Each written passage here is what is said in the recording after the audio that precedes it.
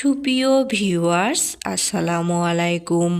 আজকে আমি আপনাদের সাথে শেয়ার করব শিমের একটি রেসিপি।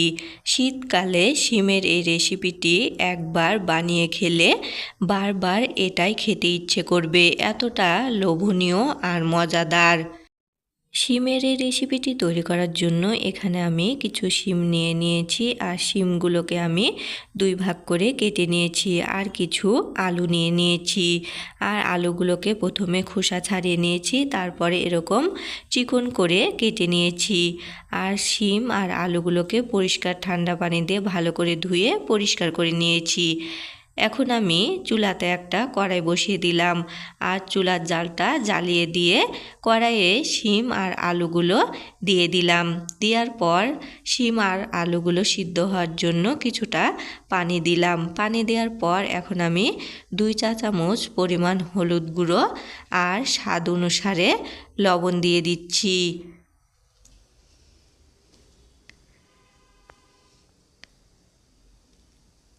লবণ এবং হলুদ দেওয়ার পর এখন এগুলোকে আমি শিমের সাথে নেড়েচেড়ে মিশিয়ে নিচ্ছি।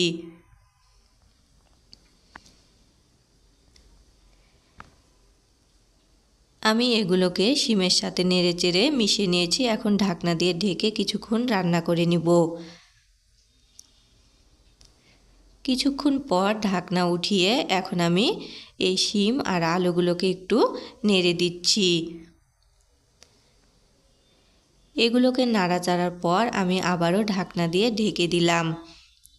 আরও কিছুক্ষণ পর ঢাকনা উঠিয়ে এগুলোকে আবারও একটু নেড়ে দিচ্ছি। আর শিম আলুগুলো সিদ্ধ হয়ে গিয়েছে, আমি এগুলোকে একটা বাটিতে ঢেলে নিয়েছি।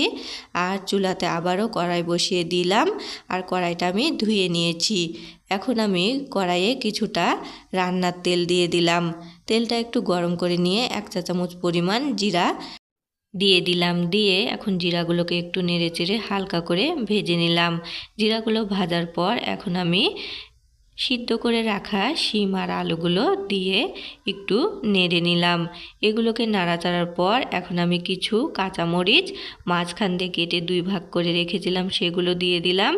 আর কিছু পেঁয়াজ কুচি করে রেখেছিলাম সেগুলো দিয়ে দিলাম। দিয়ে এখন আমি নেড়েচেড়ে শিম আর আলুগুলো রান্না করে নিব।